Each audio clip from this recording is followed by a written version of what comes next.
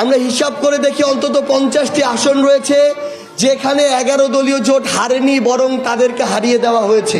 কেউ যদি আমাদের স্থানীয় নির্বাচনে আমাদের ভোটাধিকার নিয়ে বিন্দু মাত্র ছিনিমিনি খেলার চেষ্টা করে, তাদেরকে যেন আমরা ঐক্যবদ্ধভাবে প্রভাবিত করি, তাদেরকে যেন আমরা ঐক্যবদ্ধভাবে প্রতিহত করি। বাংলাদেশের মানুষের ভোটাধিকারকে কুক্ষিগত করার আরেকটি অপচেষ্টা তারা করেছে। যে কথাগুলো এখন ধীরে ধীরে এই ভোট যারা গ্রহণ করেছেন, অন্তর্বর্তীকালীন সরকারে যারা ছিলেন, তাদের মধ্য থেকে এখন এই কথাগুলো ধীরে ধীরে সামনে আসছে। অন্তর্বর্তীকালীন সরকারের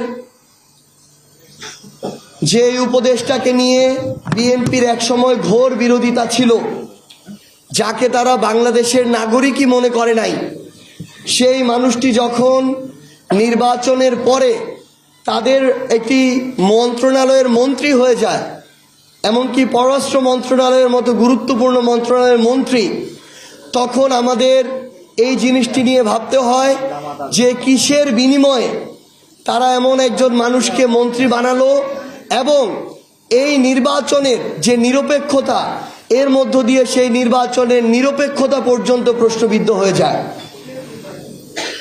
এই নির্বাচনের পরে যখন সেই শপথ গ্রহণের দিন থেকে শুরু করে প্রত্যেকটা জায়গায় বিএনপি এখন জুলাই সনদকে, এই অভ্যুত্থানে অংশগ্রহণ করা দলগুলোকে ধীরে ধীরে হেয় প্রতিপন্ন করা শুরু করেছে, তখন আমাদের জায়গা থেকে নির্বাচনের আগে আমরা যতটুকু ঐক্যবদ্ধ ছিলাম, আগামীতে আমাদেরকে তার চেয়েও বেশি ঐক্যবদ্ধ হতে হবে। আমরা এমন অসংখ্য আসন রয়েছে বাংলাদেশে, আমরা হিসাব করে দেখি অন্তত 50টি আসন রয়েছে যেখানে 11 দলীয় জোট হারেনি, বরং তাদেরকে হারিয়ে দেওয়া হয়েছে। আমরা যদি আমাদের জায়গা থেকে ঐক্যবদ্ধ থাকি এবং বিএনপি যদি তাদের জায়গা থেকে জনগণের সাথে প্রত্যেকটা ধাপে প্রতারণা করে, আমরা স্পষ্ট করে বলতে পারি, জনগণের সাথে প্রতারণা করে আগামী 5 বছর বিএনপি ক্ষমতায় টিকে থাকতে পারবে না।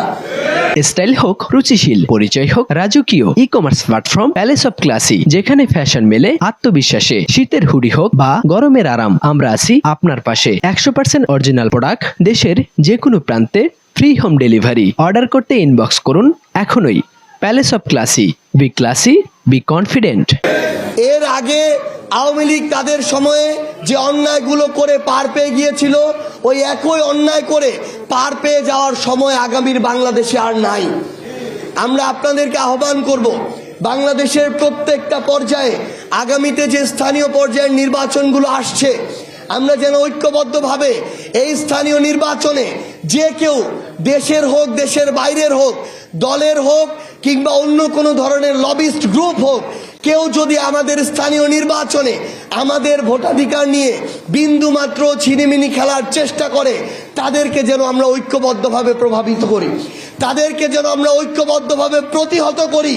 কারণ মনে রাখবেন, তাদেরকে যদি আমরা স্থানীয় নির্বাচনেও এই সুযোগটুকু দেই, তাহলে জনগণ আমাদের উপরে আশা হারিয়ে ফেলবে। কারণ জনগণ এবার আমাদেরকে ভোট দিয়েছে, আমরা তাদের ভোটের অধিকার তাদের আশা অনুযায়ী রক্ষা করতে পারি নাই, কিন্তু আমাদের স্থানীয় নির্বাচনে এই অধিকারটুকু রক্ষা করতে হবে। আপনাদের সবাইকে আহ্বান জানাচ্ছি, আগামীর যে সামনের আমাদের লড়াই, আমরা যেন আমাদের ব্যক্তিগত, দলীয়, গোষ্ঠীগত স্বার্থগুলোকে ছোট হিসাবে রেখে আমরা যেন দেশের স্বার্থ, জাতীয় স্বার্থকে বৃহৎ অর্থে রেখে আমাদের লড়াইয়ে সফল হতে পারি। আপনাদের সাথে ইনশাআল্লাহ আবার আমাদের রাজপথে দেখা হবে। সবাই ভালো থাকবেন।